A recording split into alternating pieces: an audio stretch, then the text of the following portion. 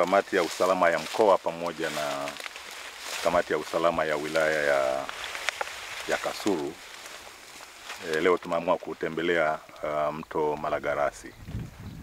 Kuna ishu kubwa mbili. Ya kwanza, tulipata taarifa kwamba imeonekana kuna viumbe wengi wamekufa kwenye huu mto, na wameona kuna samaki wadogo wamekufa, kuna viula wamekufa. Kwa hiyo baada ya kupata hiyo taarifa, tukaona kwa kweli ni ishu ambayo lazima tuje kama kamati za usalama tuweze kuona. Kimsingi tumeupita, tumezunguka kuona huu mto kama viumbe hivyo vipo, lakini hatukufanikiwa kupata chochote. Lakini kikubwa ni kwamba ukipata taarifa kama hizi ambazo ni muhimu sana, ni lazima uzifanyie kazi. Na ukidharau taarifa kama hizi, matokeo yake unaweza kujikuta baadaye ukisema kwa nini sikuchukua hatua. Kwa hiyo tumechukua hatua na tumetembea, tumeona mazingira yalivyo. Kwa hiyo vijana wetu wa usalama watapita maeneo yote kupata taarifa sahihi, alafu tukiona kama kuna ukweli wote, basi tutachukua hatua na tutajulisha umma kwamba ni kitu gani kimetokea. Lakini kwa sasa hivi tumeona mto uko salama, una flow vizuri. Kwa hiyo nimewahakikishia wananchi wa maeneo haya kwamba waendelee na shughuli zao, lakini wasinunue samaki, wasile samaki au kiumbe chochote kinatoka kwenye huu mto kama hawana uhakika huyo kiumbe amepatikana kwa namna gani, amekufa kwa sababu ya namna gani.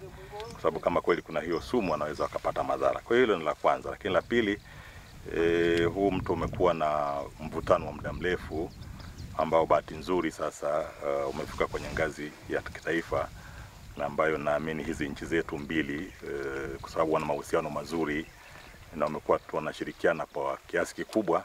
Kwa hiyo ninaamini mwisho wa siku tutapata majibu. Aidha ni mto huu upande ni wa Tanzania au upande wa Burundi. Kwa sababu tusipopata majibu mapema, unaenda tukipita, wewe shahidi, tukipita unaona watu wanakimbia, wanafanya nini?